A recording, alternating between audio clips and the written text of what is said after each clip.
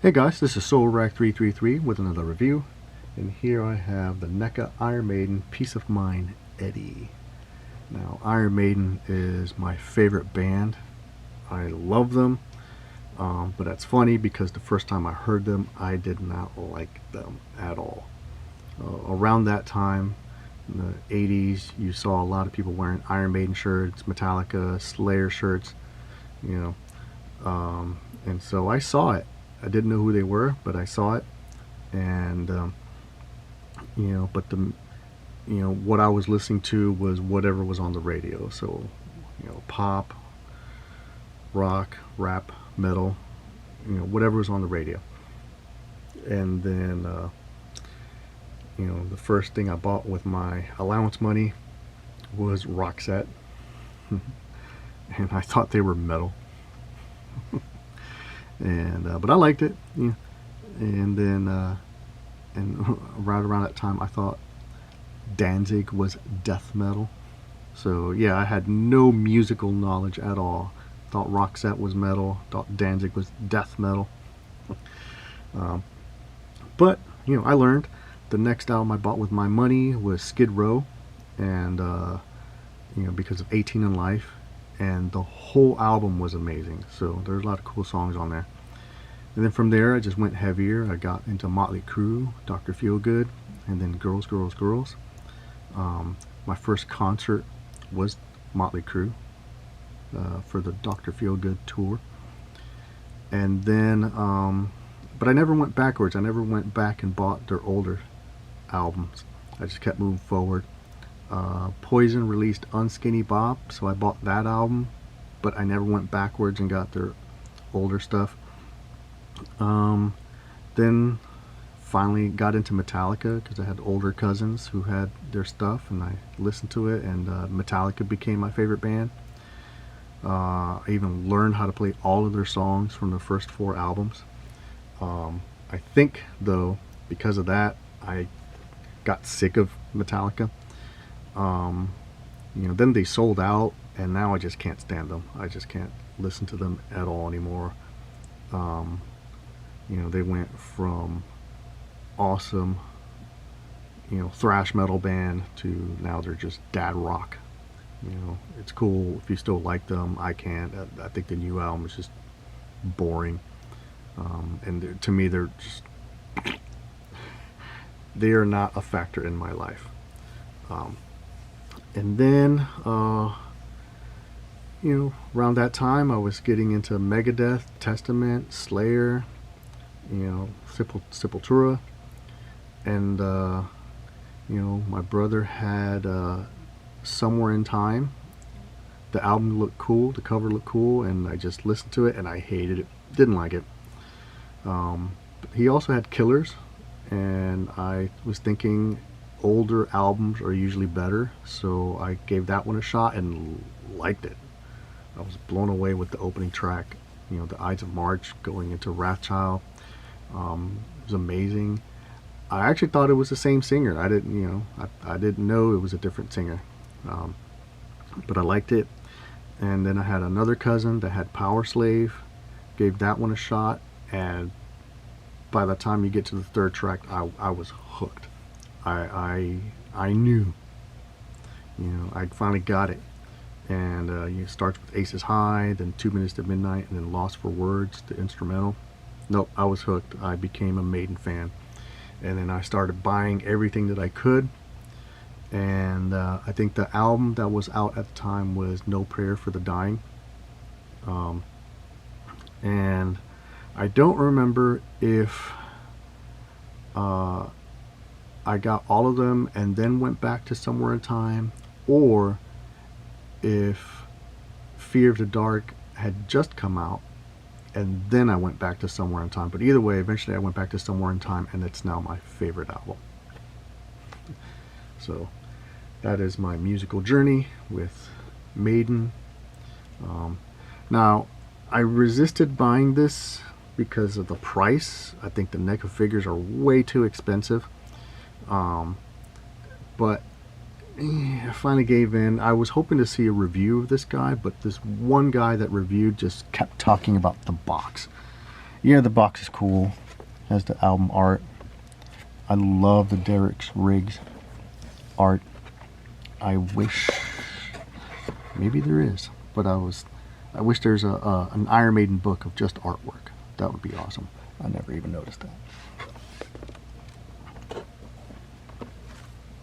Yeah, that looks scary.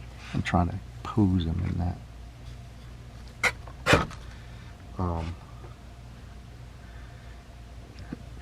But the figure is cool. It's very posable. It does not have an ankle rocker though. It just goes up and down. Now it also looks like he does not have hands, and I don't know if that's how he is in art. In the cover, he's kind of crouched down.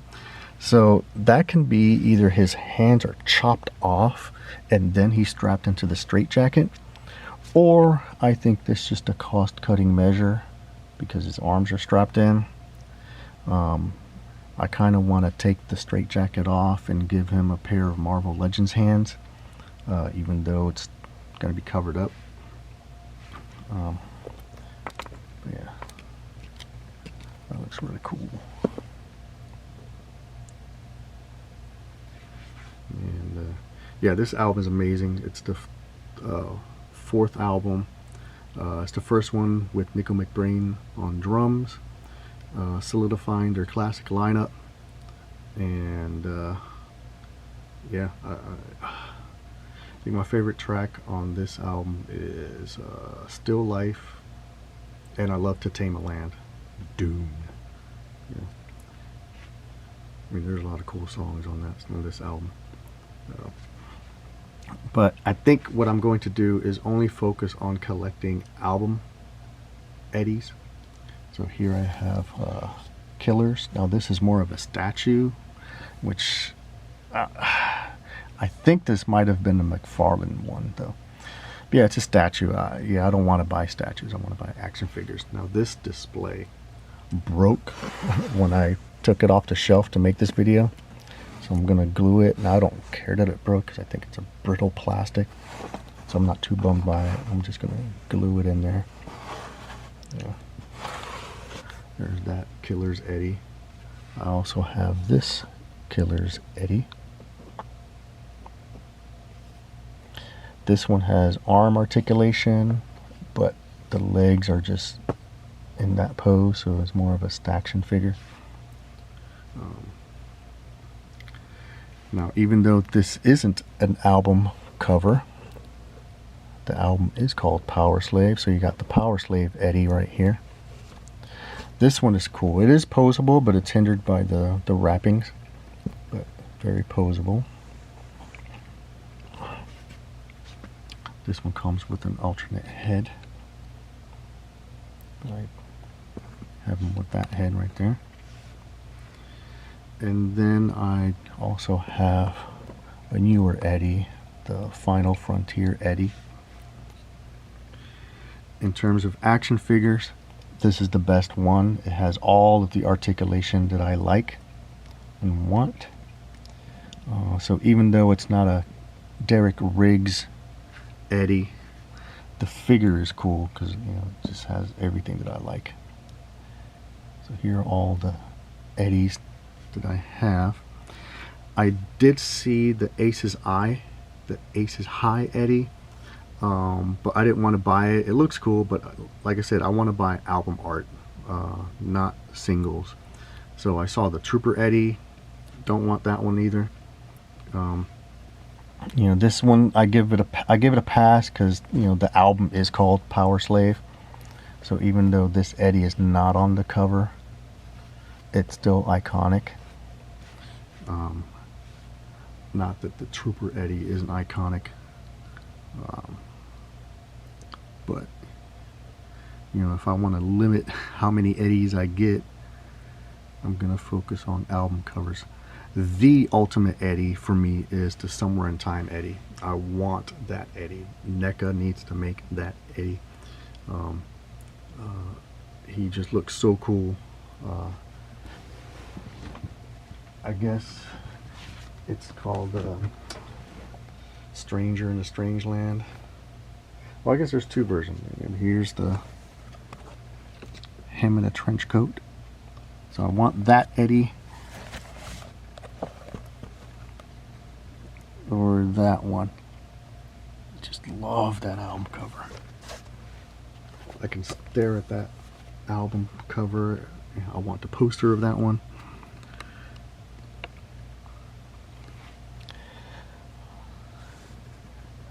So yeah, Iron Maiden's my favorite band. I made myself sick of Metallica when I learned all of their songs, so I try to avoid learning Iron Maiden songs.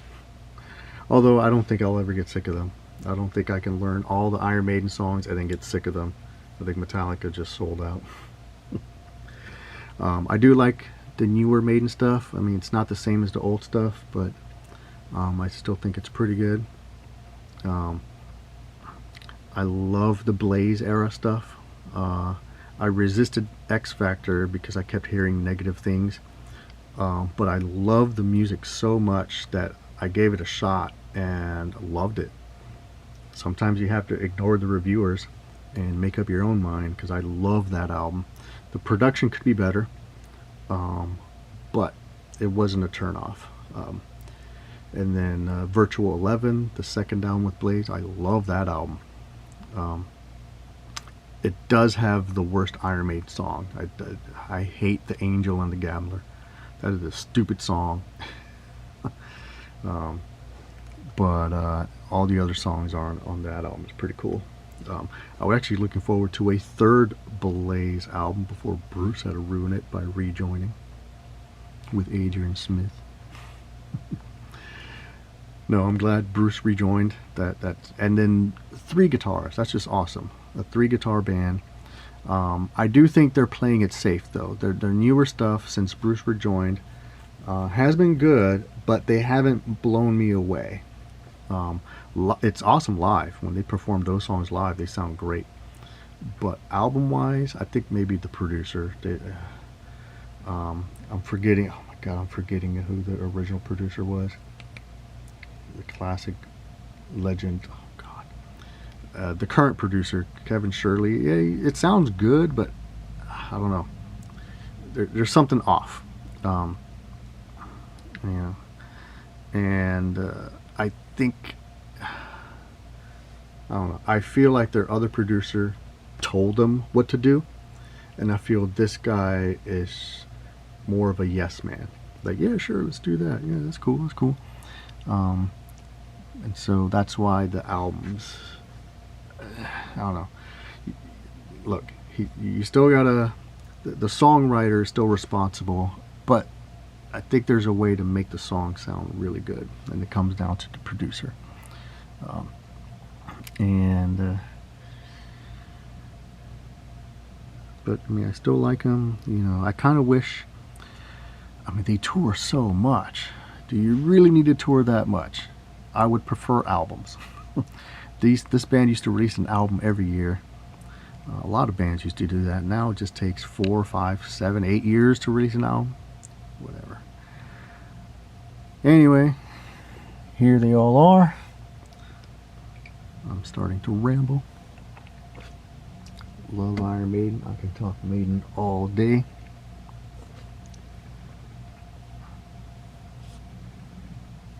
And here's my peace of mind, Eddie.